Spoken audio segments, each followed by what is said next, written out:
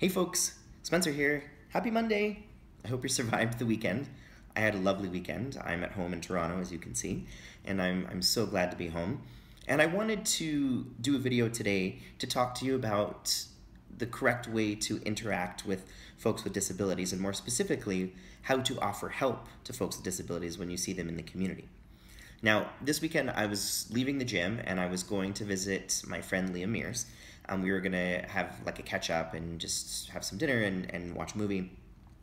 And so I went to go pick up some adult grape juice at the JCBO.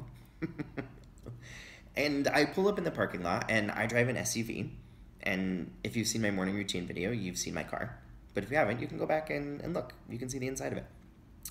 Now, how I get my wheelchair in and out of my car is through the back. And I have one of those automatic gates, so I push a button and the back opens, which is so nice. And to get my wheelchair out, I climb over the back of the seats, I undo the brakes, and I slowly lower my chair out of my car. If you're having a hard time picturing that, here's what it looks like. I'll wait.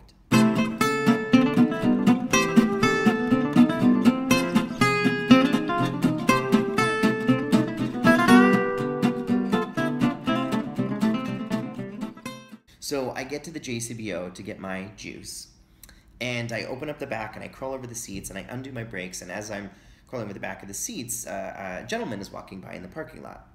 And he notices that I've got a wheelchair and he looks over at me and he walks over and he says, "Oh, can I help you?"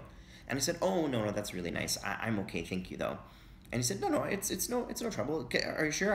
I'd be happy to help you." And I said, "Oh, again, man, that's so nice, but I'm honestly okay. I do this all the time. It's totally fine." And I started to lower my chair, and he was like, "Well, here. Let me at least spot you. Let me do something." And so he literally sort of grabbed my chair and helped me lift it down. And I got in my chair and closed the gate and smiled and said thank you. And we both walked in to get our juice. I'm assuming he was getting juice. I don't know.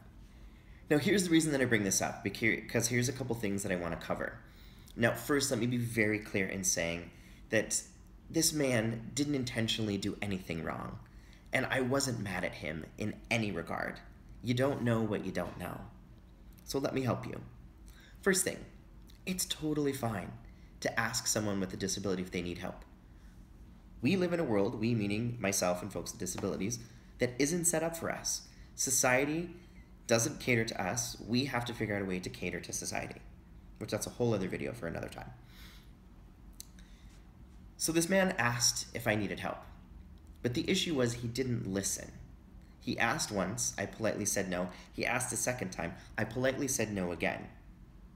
So it's really important that if you're going to ask for help, make sure that you genuinely listen to the person. The second thing is, he grabbed my wheelchair and said, "I'll spot you." He assumed the support that I needed. In fact, he told me the support that I needed instead of asking me. And being told what support I need comes off a little condescending. And again, he didn't mean it to be that way. I just want to be very clear. I don't want to paint this guy to be a bad person, because he wasn't. He just genuinely wanted to help, and I think that's so lovely. But it's important that if you ask someone with a disability if they need help and then they say yes, the next question should be, how can I help you, or what's the best way that I can support you? And then that person will tell you, instead of you assuming the support that they need. So those are the two things that I think are really important to note. The third piece to this is that folks with disabilities that use some sort of aid, whether that's a wheelchair or a cane or a walker or maybe a dog or some other device that is not coming to the top of my head right now, folks with disabilities view those aids, specifically wheelchairs and canes and walkers, as an extension of their body, meaning that that device is also a part of their body.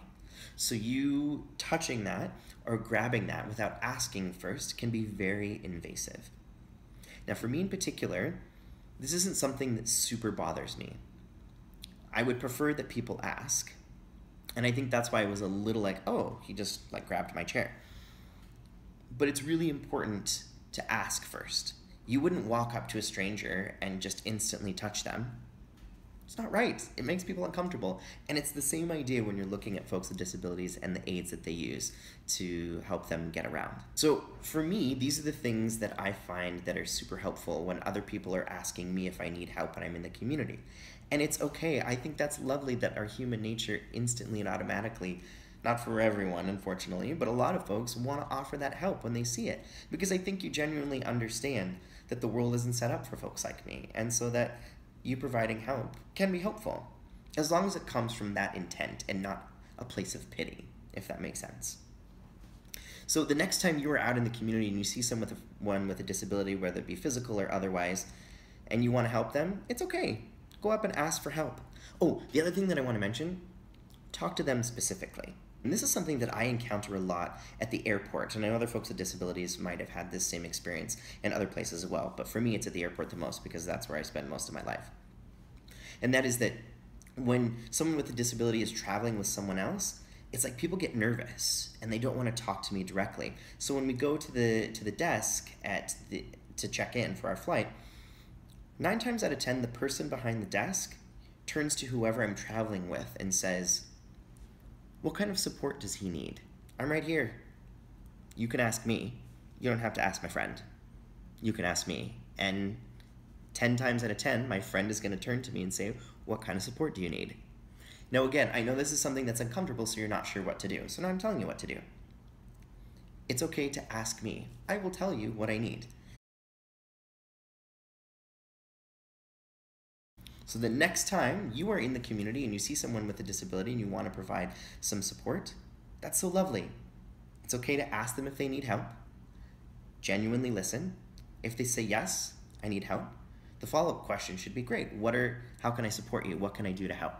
Then they will tell you. Also, ask them directly. You don't have to ask their friends or their parents or whoever they're with. They'll tell you. So I hope that that's helpful and provides some context into how you can provide support the next time you see someone in the community. So as always, you're my new best friend. Call me every 5 minutes, and we'll see you tomorrow. Bye.